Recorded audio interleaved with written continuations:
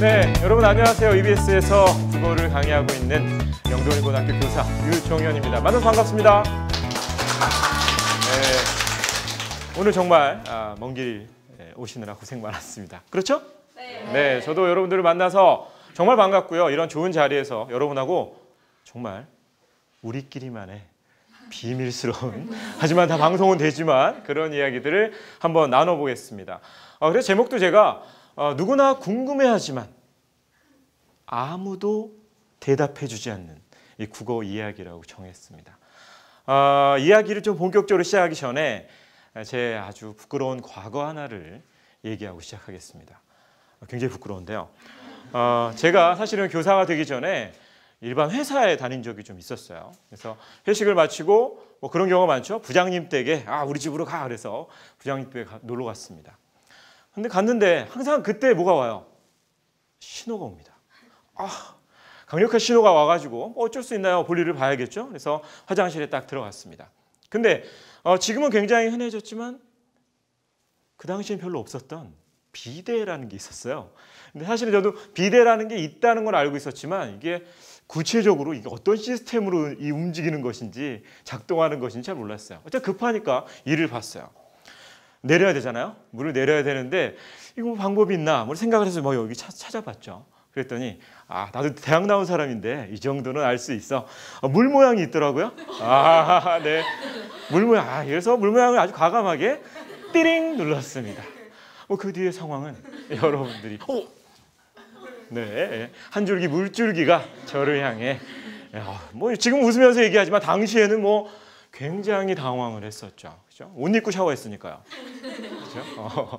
그래서 밖에 나갔더니 사람들이 이제 팀원들이 쳐다보면서 너 혹시 무슨 일 있었니? 막 이런 표정으로 저를 쳐다보길래 그때 느꼈던 것 중에 하나가 가령 내가 몰랐던 거잖아요. 그죠?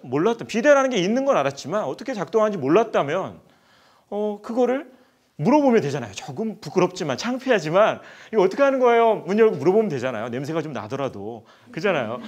그런데 그냥 알량한 어떤 자존심이라고 할 수도 있겠죠. 나 알아. 나 대학 나온 사람인데 라고 하면서 아는 척하다가 실수를 범한 거고 그런 부끄러운 좀 씻을 수 없는 어떤 굴욕적인 일이 생긴 겁니다. 사실은요. 결국은 그게 뭐냐면 국어에 여러분들이 생각하는 점도 비슷하지 않을까라는 생각을 좀 했어요. 뭐냐면 국어에 대해서 뭔가 잘 모른다. 내가 좀 물어봐야 되겠다라고 생각을 하면 아까 얘기했던 것처럼 약간 부끄러운 느낌이 들어요. 왜 그러냐면 이 국어라는 과목은 어려서부터 열심히 여러분들이 말하고 듣고 읽고 쓰고 해왔기 때문에 뭔가 다 아는 것 같은 느낌이 은연중에 좀 그렇죠? 다 있어요. 그래서 뭔가 공부를 하기도 뭐하고 안 하기도 뭐한 이상한 과목이 바로 국어입니다. 그래서 여러분들에게 제가 얘기하고 싶은 건 제가 그 비대에 대해서 정확하게 물어봤다면 어떤 대답을 얻었겠죠. 그러니까 오늘 여러분들도 그동안 여러분들이 가지고 있던 국어에 대한 오해와 편견 이런 것들 내가 그냥 아는 거겠지. 세종대왕님께서 잘 만들었으니까 읽을 수 있는 거겠지. 뭐 이런 것들을 좀 벗어서 좀 국어의 실체란 무엇인가. 이런 멋있죠? 국어의 실체, 그거에 대해서 한번 얘기를 해보도록 할게요. 실제로 여러분들은 이 국어 하면 이런 표정들을 많이 짓습니다. 그렇죠? 여러분들. 아니에요? 네, 맞아요. 네. 이 학생도 보다시피 굉장히 머리가 아파요. 국어만 생각하면 공부를 하긴 해야 되는데 이거를 어떻게 해야 될지 어떤 고민에 굉장히 빠져있는 모습인데요. 여러분들의 경우는 어떻습니까? 국어 하면 제일 먼저 떠오르는 질문, 이런 질문이 있다면 손 들어볼까요? 뭐부터 공부해야 되니? 뭐부터 학원을 다녀야 되나 말아야 되나 이런 거. 뭐부터 공부해야 될지를 잘 모르겠다 하나 하고 학원에 다녀야 하나 말아야 하나 뭐 이런 생각들 고민들이 좀 있죠. 그렇죠? 혹시 또 다른 고민들이 있습니까? 내신은 혼자 할 수 있을 것 같은데 내신은 혼자 할 수 있을 것 같은데 모의고사는 또 어떻게 할지 모르겠어요. 모의고사는 어떻게 할지 모르겠다. 그죠? 많은 친구들이 가지고 있는 고민이죠. 그렇죠? 내신과 모의고사의 그 알 수 없는 차이에 대한 고민. 아마 누구나 이런 고민들을 아마 하게 될 거예요. 저도 아마 여태까지 강의를 하고 학교에서 수업을 하다 보면 많은 친구들이 지금 두 학생이 얘기했던 것처럼 뭐 이런 류의 고민들을 많이 얘기를 합니다. 하나 그래서 사례를 얘기해 드릴게요. 작년에 저희 반이었던 친구 이야기인데요. 그 친구는 아카데미 키드였어요. 뭐냐면 학원에 다니는 친구였어요. 그래서 아주 어려서부터 초등학교 때부터 부모님의 이제 이게 그 등에 이제 떠밀리는 듯이 그래서 학원에 초등학교부터 쭉 다녀서 중학교 때는 굉장히 공부를 잘했던 친구입니다. 다 1등급 받고 그랬던 친구인데 이 친구가 고등학교에 올라와서 1학년 때까지는 굉장히 성적이 좋았어요. 모의고사도 잘 봤습니다. 그런데 2학년 때부터 이상하게 성적이 떨어졌어요. 학원을 안 다닌 게 아니에요. 학원은 계속해서 다녔습니다. 더 많이 다녔어요. 그런데 3등급, 3학년 때 저희 반이었거든요. 3학년 때는 4등급까지 나왔어요. 굉장히 좀 알 수 없는 현상이었습니다. 왜 그러지? 라고 생각을 했는데 그 친구의 고민은 바로 중학교 때의 어떤 국어의 어떤 자기의 실력과 고등학교 때의 실력에 과연 무슨 차이가 있는 걸까? 자기는 변한 게 아무것도 없잖아요. 그죠? 여러분들도 사실은 아까 그 내신과 모의고사 사이의 어떤 그 차이가 거기에서 연유하는 뭐 그런 것일 수가 있겠죠. 그 친구가 그래서 했던 고민이 선생님 저는 공부를 하거든요. 잘해요. 학원도 다니고 아까 얘기했던 것처럼 학원도 다니고 뭐 문제도 열심히 풀어요. 그런데 성적이 안 오르죠. 흔하게 많이 들어봤죠. 국어는 공부해도 안 올라. 그러니까 안 해도 돼. 이런 거 아니겠습니까? 그렇잖아요. 그런 마지막 고민은 뭐냐면 이제 공부를 안 하게 되면서 그래 안 해도 되니까 나는 안 할래. 그러니까 결국 마지막 질문처럼 나는 왜 국어를 공부해야 할까라는 질문에 대해서 선뜻 대답을 못하게 되는 거예요. 그렇죠? 그래서 저는 오늘 여러분하고 이 첫 번째 시간에서 이 세 가지의 질문들, 물론 첫 번째 질문부터 쭉 내려가다 보면 여러분들이 그 질문에 대한 답을 알 수 있을 거고요. 그리고 그 부분에서 여러분들이 아까 처음에 얘기했던 국어의 실체 이런 것들을 좀 알게 될 겁니다. 알겠죠? 네. 우선 첫 번째 질문을 먼저 가보면 그 친구의 문제는 좀 그거였어요. 중학생이 고등학교 문제를 푸는 거를 계속 고3 때까지 반복을 했던 겁니다. 어떻게 보면. 그래서 제가 중학교 기출 국어 문제를 하나 가져와 봤어요. 너무 부담 갖지 마세요. 여러분 풀란 얘기 아닙니다. 그냥 한번 보시면서 저런가 보다라는 겁니다. 시조죠, 시조. 정철이라는 유명한 작가의 시조. 아마 본 친구들도 있을 겁니다. 네. 이런 시조가 나왔어요. 근데 문제를 한번 보면요. 위와 같은 글의 특징으로 잘못된 것은 이렇게 나왔어요. 사문보율 현대까지 지어지고 조선시대 초중장 종장의 첫 글자 수 세자로 구성되어 있다. 여러분 한 번쯤은 국어 시간에 들어봤을 법한 내용들입니다. 그죠? 근데 중학교 문제는 이런 식이에요. 즉 시조의 장르에 대해서 열심히 학원에서 가르쳐 주잖아요. 정해진 게 몇 개밖에 없으니까 여기 나와 있는 거 대부분이니까 열심히 정리해 주면 다 거기서 나오죠. 암기만 잘하면 풀 수가 있어요. 그래서 학원에서 기출문제를 쫙 뽑아줘가지고 내가 해결해 주겠어 하면 해결을 할 수 있는 거죠. 그런데 아까 했던 것처럼 고등학교에 올라왔어요. 똑같은 시조 문제입니다. 고등학교 국어 문제인데 윤선도라는 또 다른 시조 작가죠. 윤선도의 전체 시조를 지금 볼 필요는 없으니까 어떤 자연을 누리는 삶에 대한 그런 시조입니다. 만흥이라는 작품인데 이 똑같은 시조를 가지고 어떻게 문제가 출제가 실제 기출 문제인데요. 어떻게 문제가 출제가 되냐면요. 보기를 줍니다. 일단 보기가 거대해졌죠. 갑자기 보기가 아까 거의 그 문제 수준이죠. 그래서 보기는 윗글의 창작 배경인 금세동이라는 곳을 답사 가보고 와서 쓴 글이다. 그래서 보기와 관련 지어 윗글을 감상할 때 적절하지 않은 것은요. 그래서 금세동 일대에는 해남 윤씨 고택에서 멀리 떨어진 산 속에 있어 최근에 흔적이 발견된 곳이다. 윤선도가 바로 여기 은거한다는 게 여기 이제 숨어서 지내는 유배 생활을 했던 곳이다라는 의미가 되겠죠. 그래서 나중에 혼자 그 자연 정원을 조성해 놓고 거기서 살았다라는 얘기를 했습니다. 그 지역적인 얘기와 그다음에 작가의 이야기를 종합적으로 고려해야 되죠.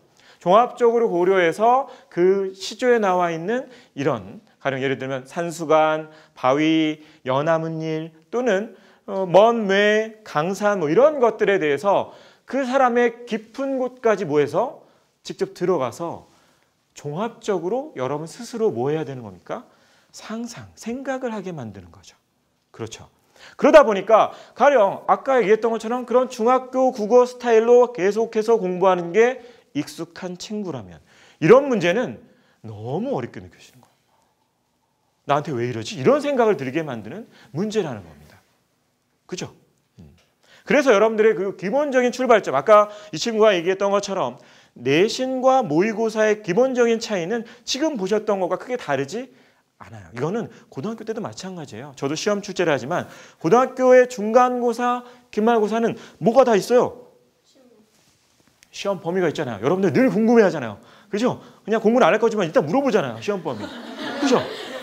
그게 바로 시험 범위란 말이에요. 거기 안에서 출제를 해야 돼요. 약속이죠. 여러분하고 하는. 근데 모의고사는 그런 약속이 없어요. 국어는 전범위. 이렇게 돼 있어요. 그죠? 그런 데서 오는 어떤 차이를 여러분들이 직접 눈으로 확인을 한 겁니다.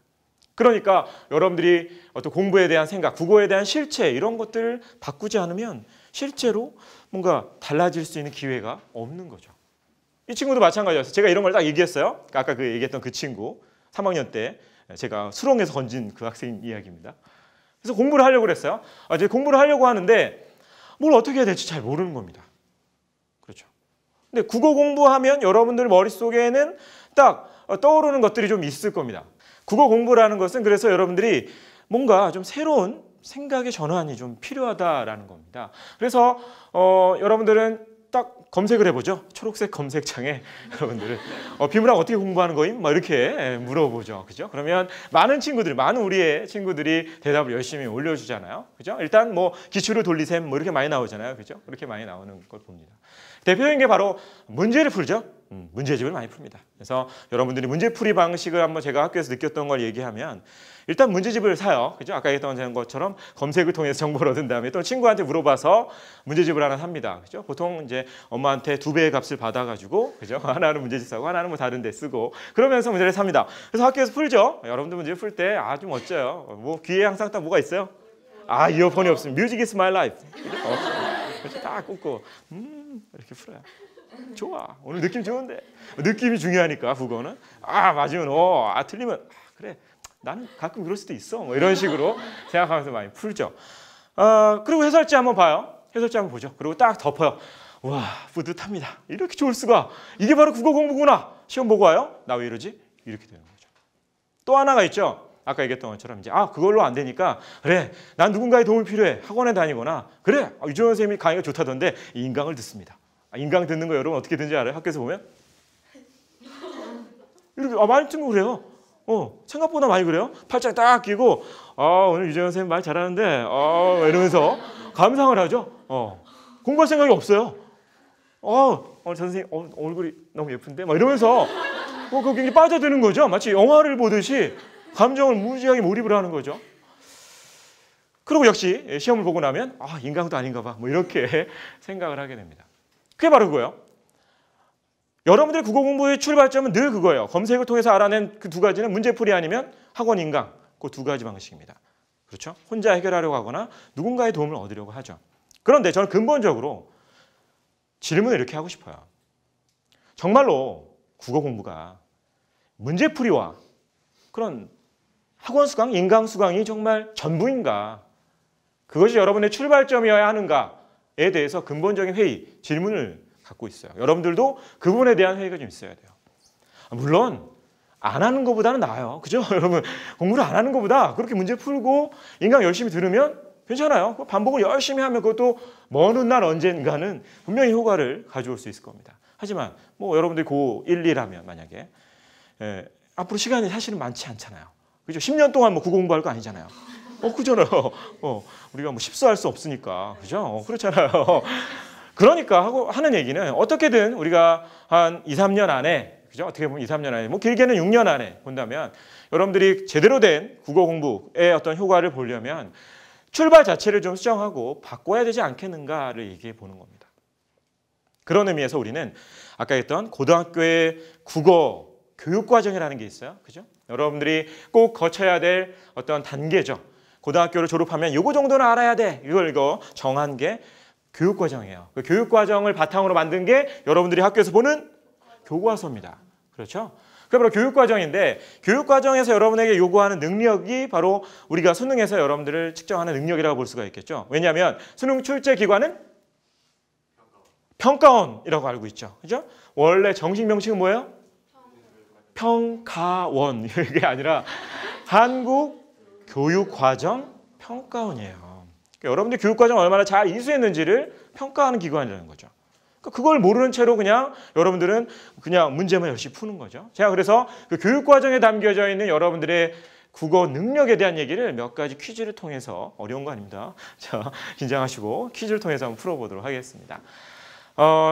제가 사실 한 건 아니고요. 여러분의 교무실에도 아마 뭐 중간고사 시즌이 되면 아마 이런 게 붙어 있을 겁니다. 보통 저희 학교는 출입금지 이렇게 굉장히 삭막하게 써놓죠. 왜냐하면 문제지 보완을 위해서 학생들이 들어오면 선생님이 출제하시다가 안 돼! 뭐 이렇게 하시는 경우가 많이 있죠. 그죠?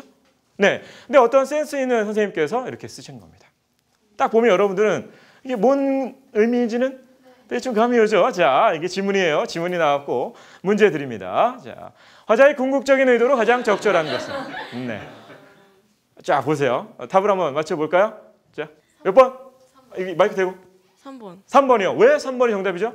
글을 쓰신 분의 의도는 문을 열지 말라는 거니까. 문을 열지 말라는 들어오지 말라는 거를 좀 구슬려서 말하신 것 같아요. 구슬려서. 네. 정확해요. 지금 무슨 기간이니까? 시험 출제 기간. 정확해요. 대단합니다. 박수 한번 주세요. 우리 친구에게. 대단합니다. 아주 대단한 실력을 가지고 있어요. 네. 아마 근데 다른 친구도 아마 이 정도는 다 맞출 겁니다. 그렇죠? 저는 근데 사실은 이게 아까 본 게 사실은 한편의 시라고 생각을 해요. 시. 왜 그러냐면 굉장히 함축적이에요. 그죠? 시라는 게 사실 별게 아니에요, 여러분. 시는 직접적으로 얘기하지 않으면 저는 시라고 봅니다. 여러분들이 듣는 많은 노래도 아까 뮤직 많이 듣는다고 그랬잖아요. 그 노래들이 다 사실 시예요. 그죠? 자신의 감정을 숨기고 돌려서 얘기하고 막 비유적으로 얘기하고 막 이런 게 바로 그거 아니겠습니까? 직접적으로 얘기하면 이 말로 3번처럼 얘기할 수 있는 거를 어떤 센스 있는 선생님께서 돌려서 시로 표현을 한 거죠. 그죠? 자, 그런데 여기서 한 가지 여러분 물어보고 싶은 게 제가 교직을 이제 하다 보면 여러분들이 만약 정말 이게 시라면 어떤 낯선 시였다면 저게 우리가 이렇게 아는 얘기가 아니라 그렇다면 여러분들은 어디에 오답을 많이 할까요? 몇 번? 4번? 5번? 5번 맞습니다. 그죠? 5번에 정답을 많이 해요. 생각보다. 특히 5번에 하는 친구들은 아까 얘기했던 것처럼 검색을 통해서 좀 공부를 한 친구예요. 왜냐하면 뭐에서 근거를 찾아라?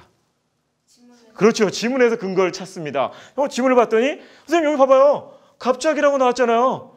갑자기 하면 안 좋다는 얘기니까 저는 그거 해서 천천히라고 한 거거든요. 많은 친구들이 그렇게 의문을 제기한다는 거죠.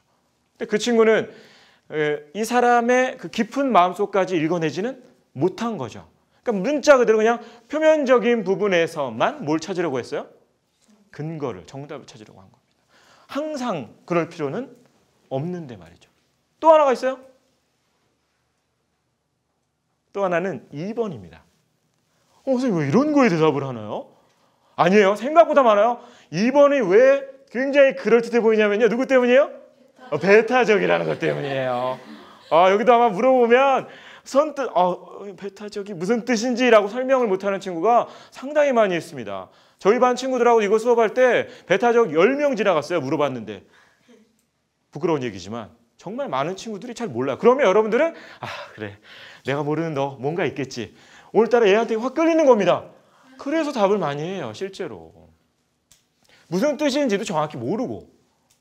그러니까 여러분들은 가장 기본적으로 그런 단어의 실력이라든가 아니면 그 사람의 깊은 뜻을 이해하지 못하는 경우가 상당히 많이 있어요.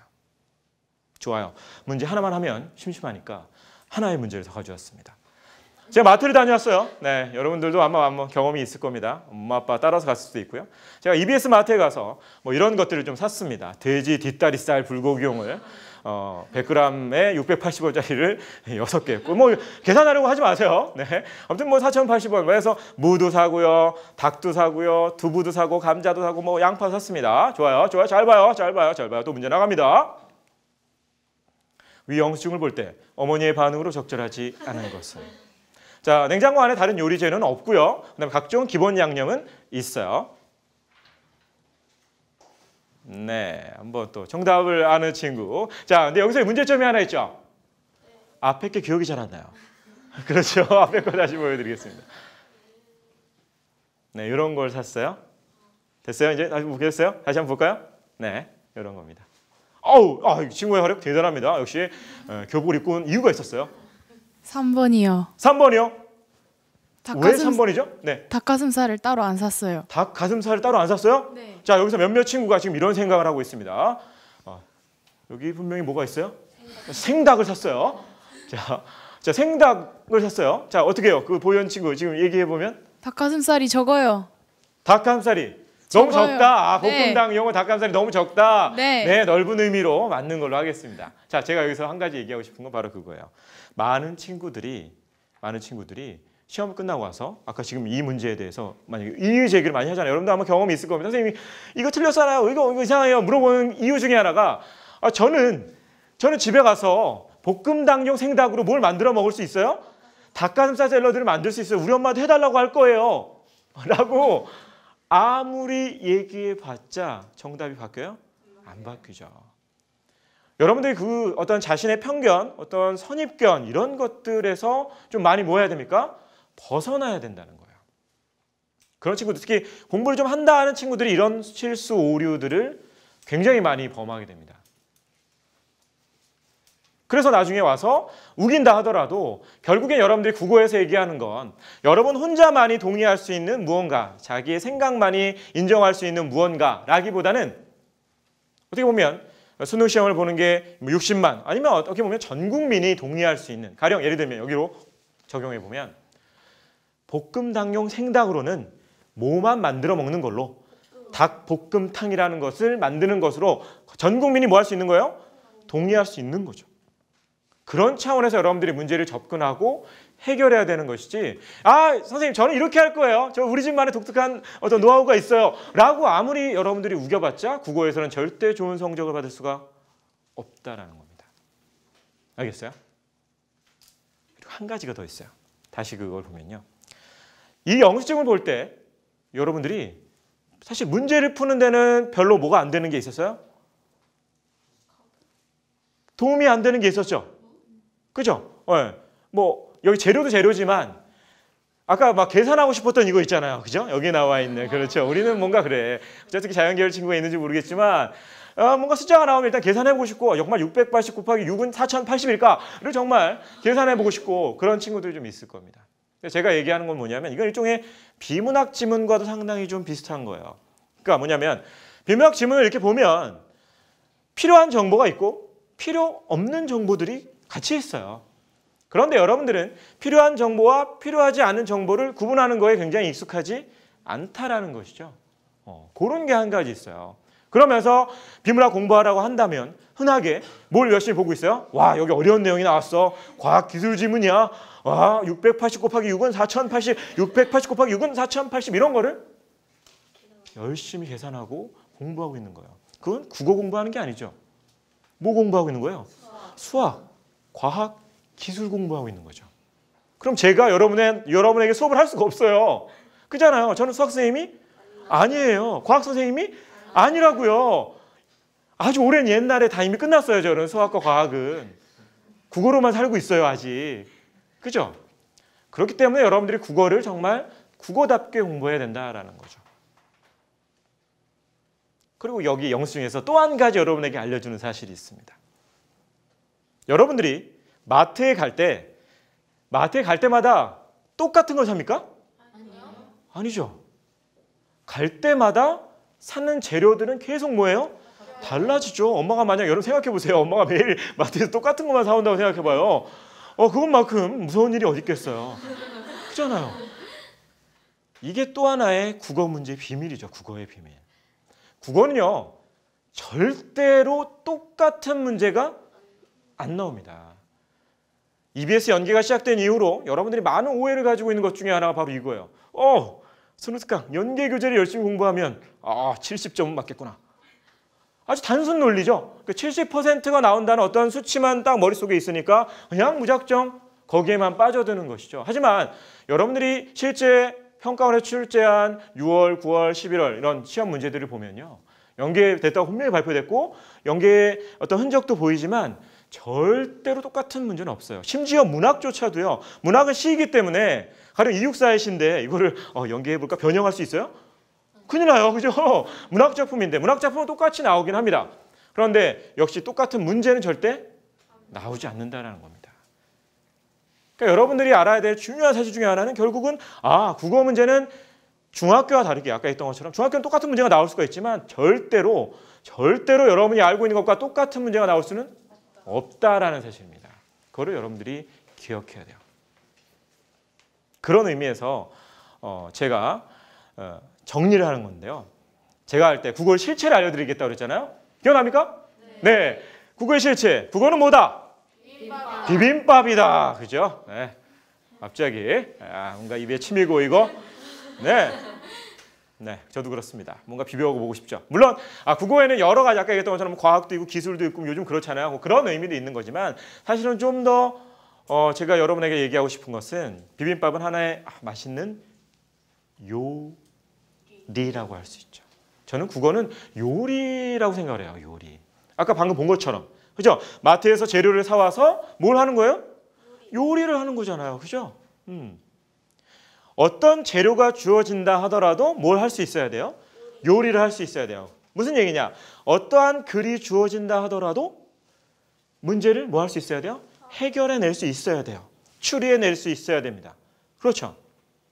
제가 얼마 전에 어떤 요리 프로그램을 봤는데요. 되게 재밌더라고요. 집에 있는 냉장고를 들고 와요. 그죠? 냉장고에 있는 거를 그냥 즉석에 물론 약간의 이제 처음에 이제 협의 과정이 있겠지만 그냥 냉장고에서 즉석에서 막 재료를 막 찾아서 유명한 셰프들이 나와서 짧은 시간에 뚝딱뚝딱 막 요리를 만드는 그런 프로그램 아주 재밌더라고요. 근데 그런 프로그램이 바로 국어와 비슷하지 않는가? 그죠? 어떠한 재료가 여러분에게 주어진다 하더라도 사실은 그 안에서 여러분들이 요리를 해야겠죠. 그게 바로 셰프 아니겠습니까? 그게 훌륭한 셰프가 아니겠어요? 바로 여러분도 국어에 뭐가 돼야 돼요? 셰프가 돼야 돼요. 셰프가 돼야 됩니다. 자, 그런데 여러분은 셰프가 돼야 되는데 뭐만 보고 있는 거냐면 결론적으로 얘기하자면 아까 그 얘기로 돌아가면 열심히 요리를 어떻게 하라는 순서 글로 되어 있는 거 뭐죠? 레시피라고 합니다. 그렇죠? 열심히 뭐만 보고 있는 거예요? 레시피만 보고 있는 겁니다. 그럼 실력이 늘어요? 안 늘죠. 저도 사실 결혼한 후에 그전에는 뭐 거의 저도 어머님이 해주셔가지고 요리를 한 적이 없지만 결혼한 후에 어쩔 수 없이 이제 요리를 할 경우가 몇 번 생겨요. 그래서 된장찌개를 만약에 끓여 먹고 싶어가지고 된장찌개 여러분 검색하면 요즘 많이 나오죠. 된장찌개 끓이는 법, 초간단 끓이는 법 하면 주르륵 나옵니다. 그걸 보고 열심히 해요. 뚝딱뚝딱뚝딱 나름 열심히 합니다. 가장 결정적인 데 어떤 문제가 있는데요. 항상 그런 게 나오죠. 요리는 레시피에 적당량을 넣는다. 와, 이거 제일 어려운 문제죠. 어쨌든 요리를 적당량을 넣었어요. 내 마음대로 적당량을 넣고 해서 이제 먹어야지 밥 먹어야지 먹어요. 나한테 왜 이런 생각이 드는 거죠. 갑자기 그 어떤 죽음의 공포를 느끼는 거죠. 굉장히 그러니까 레시피만 본다고 그래서 맛있는 음식이 나오는 거는 절대 아니거든요. 또 하나 있어요. 요즘에 또 요리 프로그램 저는 또 그런 걸 이렇게 많이 봐요. 요리를 못해서 그런지 몰라도 요리 프로그램 중에 그 연예인들이 좀 나와가지고 이렇게 어떤 셰프 한 명 모셔가지고 막 이렇게 농담을 이렇게 주고받으면서 막 이렇게 오늘 뭐 먹지 하는 그런 식의 프로그램이 있습니다. 거기에서 나오는 것도 사실 그렇죠. 보면 굉장히 간단하게 뚝딱뚝딱뚝딱 해서 요리를 맛있게 뭐예요? 먹어서 만들어서 먹어요. 되게 맛있어 보이죠? 저도 해봤어요. 괜히 누구 탓을 해요? 사회자 탓을 합니다. 그죠? 사회자 탓을 하면서 이거 이상한데 막 그러면서 그리고 또 하나 걔네는 뭐가 좋은가 보다. 재료가 좋은가 보다. 흔히 그지? 그래 셰프들이 가져온 재료니까 싱싱한 거고 좋은 거겠지. 그리고 또 하나 연장 탓을 하죠. 흔히 우리 집에 좋은 요리 재료가 없어, 오븐이 없어 막 이러면서 스스로를 위안 삼습니다. 바로 여러분의 모습이죠. 이런 겁니다. 결국은 요리를 하는 데 있어서 셰프가 돼야 되는데 여러분들이 레시피만 보는 거예요. 문제풀이 뒤에 해설지만 열심히 읽는 겁니다. 그게 마치 내 얘기냐. 또 하나는 요리 프로그램을 열심히 보고 있는 거예요. 저처럼. 하지만 여러분들은 결코 그래서는 뭐가 될 수 없어요. 셰프가 될 수 없다라는 거죠. 정말이에요. 기본적으로 여러분들이 이 문제풀이와 강의 수강에 그 어떤 초점을 맞춘 국어 공부를 하게 되면 결국은 뭘 할 수밖에 없다라는 제자리 걸음을 할 수밖에 없다라는 얘기를 지금 하고 있는 거예요. 여러분들은 진정한 뭐가 돼야 되는데 셰프가 돼야 되는데 그래서 이거는 여러 번에 여러분들이 직접적으로 한번 도전해 봐야죠. 요리라는 건 그죠? 해보고 만들어보고 맛이 왜 이래? 이것도 정말 경험해보고 다시 해보고 이건 이렇게 해보니까 맛이 이상하더라. 이건 이렇게 해보니까 이렇더라라는 우리가 흔한 얘기로 시행착오라는 것을 해야 되는 겁니다. 또 뭐랑 되게 그래서 비슷한 거냐면 여러분 혹시 자전거 탈 줄 알아요? 그죠? 어려운 능력 아니죠? 자전거 아마 다 어렸을 때 배울 겁니다. 보통 이제 초등학교 그 이전에 배우죠. 자전거를 배우는 데 있어서 자전거를 딱 처음에 주면 자전거네. 만약에 5살이에요. 5살부터 배운다면 자전거 타야지. 2발 자전거부터 타요? 아니죠. 그죠? 처음엔 뭐부터 시작해요? 4발이라고 해서 뒤에 보조바퀴가 다 있잖아요. 그래서 이렇게 하다가 이제 아빠가 그 뒤에서 하나를 먼저 뭐 해줘요? 빼주죠. 보통 그래서 3발로 갑니다. 그래서 이렇게 하다가 어느 순간은 그 나머지 보조바퀴도 뭐 하고? 떼고 이제 2발에 도전하죠. 근데 처음부터 타진 못하죠. 아빠가 항상 뒤에서 뭐 해줘요? 엄마나? 잡아줍니다. 그러다가 슬쩍 뭐 하세요? 아빠 엄마는? 놔요. 그러면 어떻게 돼요? 넘어지게 되죠. 그래서 울고 엄마 아빠를 무지하게 원망을 또 하게 되는 거죠. 그렇게 혼자서 타다가 넘어지기도 하고 여기 막 피나기도 하고 울기도 하고 하면서 배우는 게 뭐예요? 자전거예요. 자, 그렇게 어렵게 배운 자전거 여러분들 다 경험이 있을 겁니다. 지금 만약에 누군가 여러분에게 새로운 자전거를 여러분한테 눈앞에 딱 가져왔어요. 최신형 자전거입니다. 어마어마하게 비싼 자전거예요. 탈 수 있겠어요? 못 하겠어요? 너무 비싸세요? 그건 아니에요. 탈 수 있죠. 가령 예를 들면 선생님 저 어렸을 때 타던 자전거가 아닌데요? 이래서 못하는 거 아니잖아요. 무슨 말인지 알겠죠? 즉 자전거 능력, 요리 능력도 아까 얘기했던 것처럼 어떤 재료를 주든 어떤 자전거를 주던 여러분들이 뭐 할 수 있는 거예요? 탈 수 있고 할 수 있는 거죠. 평생 할 수 있게 되는 겁니다. 이게 국어 능력이에요, 사실은. 국어 능력이 생긴다는 건 뭐 단지 수능을 잘 보고 내신 시험을 잘 보고의 차원을 넘어서는 문제예요. 여러분들이 평생을 말하고 듣고 읽고 써야 되죠. 그럴 겁니다. 그렇잖아요. 수능 이후에 안 해요? 책 하나도 안 보고 대학교에서 보고서 안 쓰고 그럴 거예요? 회사 가서 프리젠테이션 안 해요? 말 안 할 거예요? 사람들하고? 아니잖아요. 평생을 여러분들이 해야 되는 능력이 국어 능력인데 여러분들은 그걸 잘 모르고 수능에서 좋은 점수를 받아야지 거기에만 너무 눈이 초점이 맞춰져 있다라는 겁니다. 한 번만 여러분들이 지금 고등학교 시절에 그런 능력을 모여든다면 여러분들이 그런 능력을 해준다면 평생을 어느 자리가 오든지 간에 아까 얘기했던 어느 자전거를 주든 어느 요리 재료를 주든 여러분들은 뭐 할 수 있어요? 할 수 있다라는 거죠. 거기에 초점을 맞추고 여러분들이 국어 능력을 키워야 된다라는 사실을 반드시 좀 알아야 되는 겁니다. 알겠습니까? 네. 알겠습니까? 네. 정말 중요한 얘기. 우리가 정말 피하고 싶었던 얘기일 수도 있어요. 왜냐하면 그게 어떻게 보면 쉬운 방법은 아니잖아요. 편한 방법은 아니기 때문에. 그렇잖아요. 문제풀이가 편할 수 있고 강의만 이렇게 듣고 있으면 편할 수 있잖아요. 그렇죠? 그러니까 여러분들이 앞으로 공부를 함에 있어서 내가 정말 자전거 탈 때 넘어지고 다치고 울었던 것처럼 국어 공부도 결국은 그렇게 하지 않으면 절대 여러분들은 국어 능력을 가질 수 없게 된다라는 거죠. 알겠습니까? 그래서 아까 우리가 2가지 어떤 재미난 퀴즈를 통해서 봤던 우리의 국어 능력을 제가 좀 정리를 해드릴 테니까 여러분들도 머릿속에 잘 정리해 두시고 그 4가지예요. 4가지. 저는 그래서 판타스틱 4. 반응 왜 이러죠? 네, 판타스틱 4로 해서 4가지의 국어 능력을 여러분한테 얘기할 겁니다. 그래서 여러분들 아마 독서실이나 학교 자습실에 또는 학교 책상에 뭘 붙여놓는 걸 그렇게 좋아하죠? 포스트잇 이런 걸로 그죠? 그래가지고 붙여놓고 뭔가 나의 다짐 이런 것들을 적어놓습니다. 거기다 적어놔 좋아요. 왜냐하면 잊어버려요. 자꾸. 자기 공부를 하고 있는데 문제를 풀다 보면 문제풀이에 막 매몰되니까 내가 문제를 풀든 강의를 듣든 내가 얻어야 될 능력이 뭔지를 알면서 해야 된다는 거죠. 그렇기 때문에 여러분 항상 주변에 잘 보이는 곳에 아니면 집에 곳곳에 막 이렇게 영어 단어만 붙여놓지 말고 요 얘기를 꼭 붙여놓으시면 좋겠습니다. 알겠습니까? 네, 그 첫 번째는 뭐냐면요. 첫 번째는 바로 어휘력입니다. 굉장히 중요한 겁니다. 굉장히 꼭 필요한 부분이기도 하고요. 그런데 여러분들이 제일 무시하는 분야이기도 합니다. 그렇죠? 여러분 영어 단어 열심히 외우죠?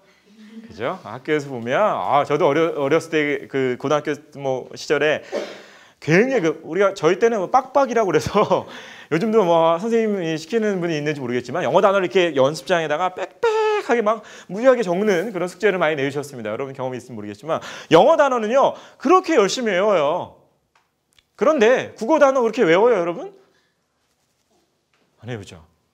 아까 했잖아요. 처음 우리 얘기했잖아요. 알량한 자존심이 있어요. 뭐냐면 뭐 할 수 있으니까 읽을 수 있으니까, 즉 발음을 한 거죠. 어떻게 보면 읽었다기보다도 발음을 한 거예요. 가령 배타적을 예로 들면 배타적이라고 발음할 수 있으니까 아 그래 난 발음할 수 있으니까 난 알아.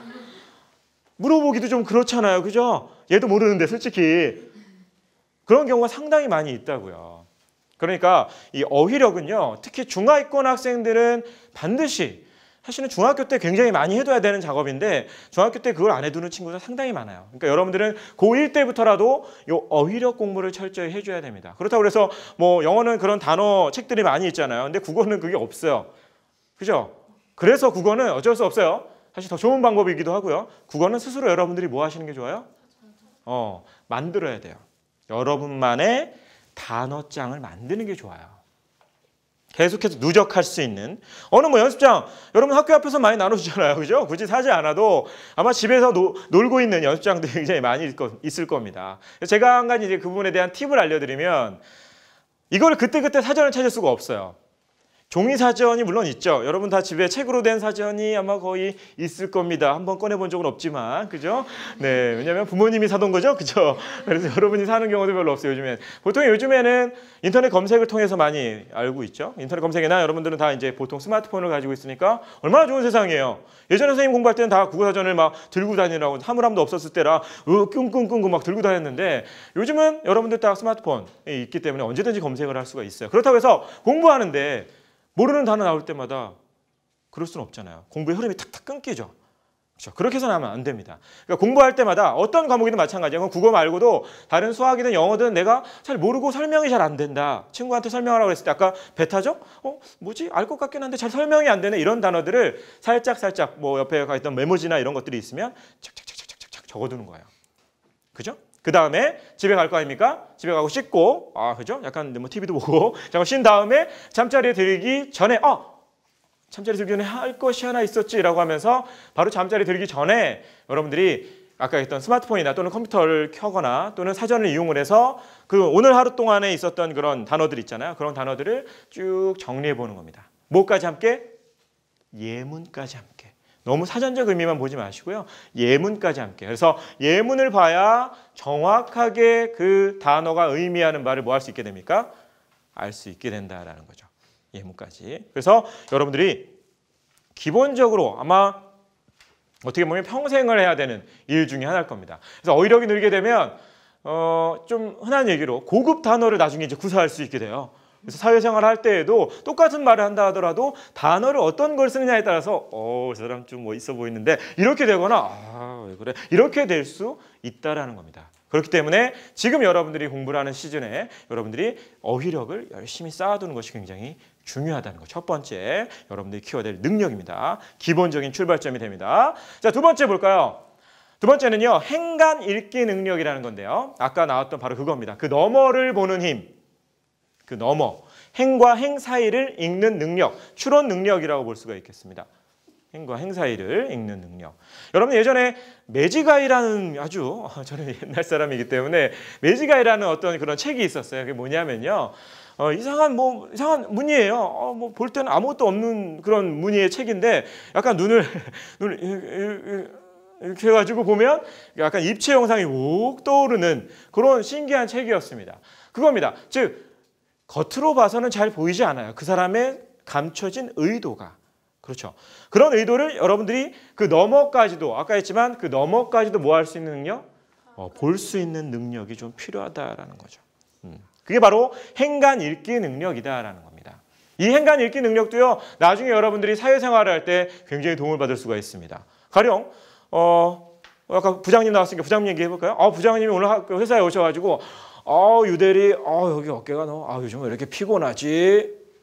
에 담긴 의미 행간 읽어봐요. 그렇죠. 어깨 좀 주물러라. 또는 얼른 뭘 갖다 줘야 돼요.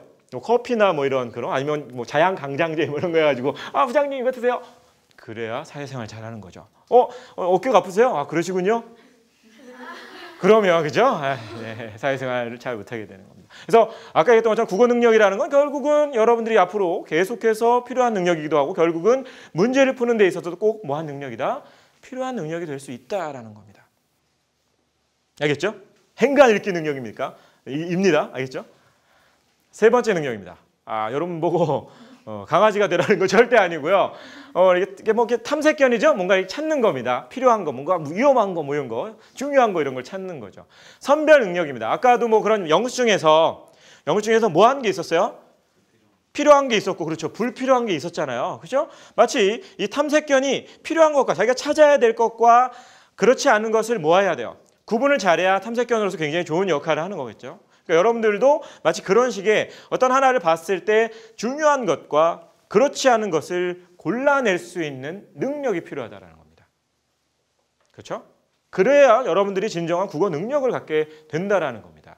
여러분들이 아마 대학에 가게 되면 여러분들이 대학에 가기 위해서 사실 고등학교 공부하는 거잖아요. 전 단계로. 그래서 대학 수학 능력 시험을 보는 거잖아요. 대학에서 수학 공부할 수 있는 능력을 측정하는 시험이잖아요. 그잖아요. 대학에 가서 공부를 할 때 가장 많이 하는 게 뭐냐면 뭐 자연계열 친구들 같은 경우에는 원서라고 하죠. 원래 그 원서를 가지고 그걸 막 번역을 해서 굉장히 그 부분에서 교수님이 조사하라고 한 것을 조사해서 막 보고서 레포트를 써야 되고요. 뭐 인문도 마찬가지죠. 인문도 굉장히 방대한 양의 자료를 텍스트를 주고 나서 그걸 가지고 요약하거나 발표 수업을 시킵니다. 그게 바로 뭐가 필요한 겁니까? 선별 능력이 필요한 거예요. 교수님이 얘기하신 바로 그 지점을 골라낼 수 있어야 됩니다. 근데 많은 친구들이, 제 친구도 대학 강단에 있는 친구 있지만, 강사하는 친구 있지만 요즘 친구들이 이걸 잘 못한대요. 아까 얘기했던 것처럼 문제풀이에 너무 익숙하니까 이걸 막상 시켜보면 막상 나와가지고 엉뚱한 얘기를 하고 들어가는 경우가 상당히 많이 있다는 거예요. 여러분들은 적어도 그러지 말자 이거죠. 알겠습니까? 오늘 저와 함께 이야기 들었으니까. 알겠습니까? 마지막 네 번째 능력입니다. 퍼즐 해봤어요? 퍼즐 맞춰봤을 겁니다. 어렸을 때든 뭐 언제든 간에 심심풀이로 많이 합니다. 퍼즐을 하려면 잘 맞춰야 됩니다. 잘 맞춘다라는 것은 여러 가지 조각들의 연결고리를 알아야 되는 거죠. 그렇죠. 연결고리. 그렇죠. 연결고리를 알아야 돼요. 그래서 얘와 얘가 이어지고 결국 얘와 얘가 만나서 하나의 아름다운 그림을 만들어내는 걸 여러분 스스로 해봐야 되는 거예요. 여러분 앞에는 앞으로도 수많은 정보가 놓일 겁니다. 그러면 그 정보 중에 아까 얘기했던 것처럼 선별을 하죠. 선별했으면 선별한 걸 뭐 해야 돼요? 조합, 연결을 할 줄 알아야 돼요. 논리적으로 흐름을 만들 줄 알아야 여러분들이 뭘 할 수 있어요? 자, 이거는 이거고요. 저건 저겁니다. 그래서 이거예요. 라고 발표를 할 수 있고 얘기를 할 수가 있겠죠. 그게 바로 조합 능력입니다.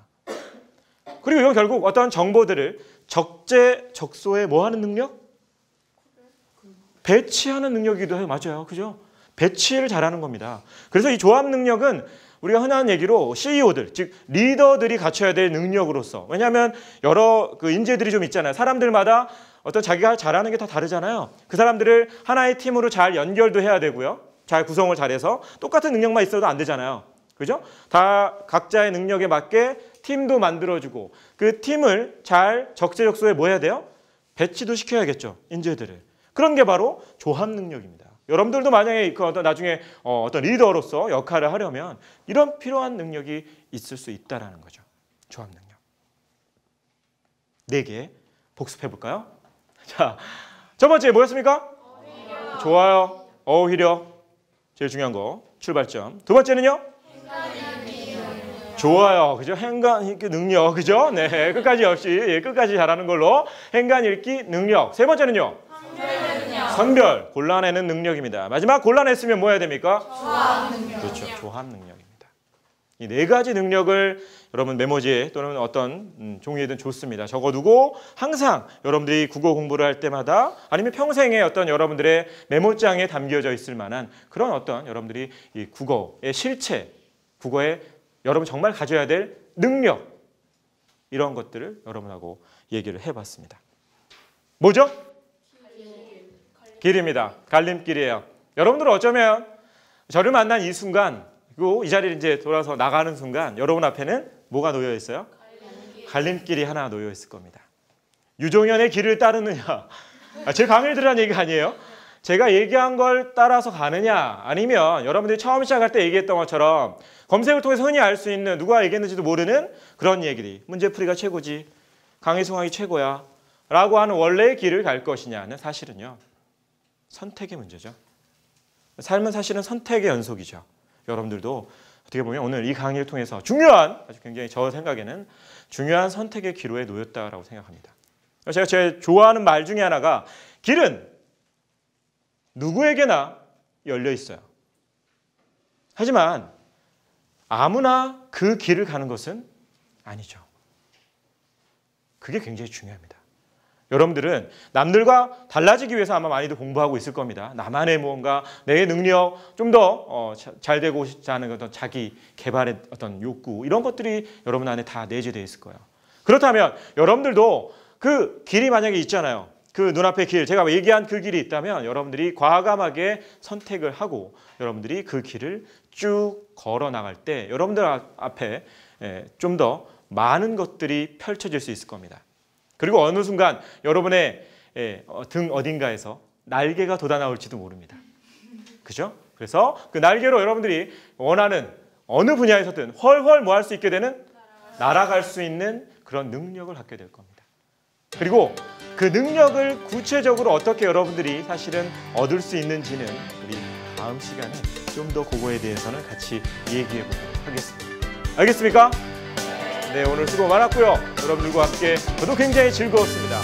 오늘의 여러분 앞에 놓여져 있는 길 선택 잘하시기 바라고요. 이상 EBS 국어의 유종현이었습니다. 감사합니다.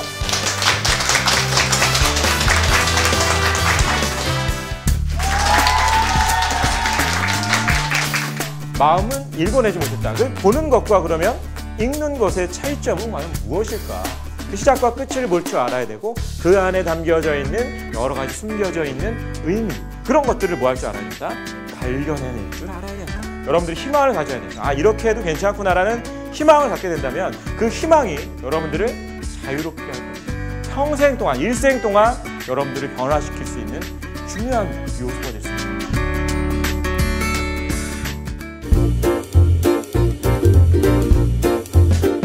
시간이 흐르고 어느새 나도 몰래 그대가 변해졌어요.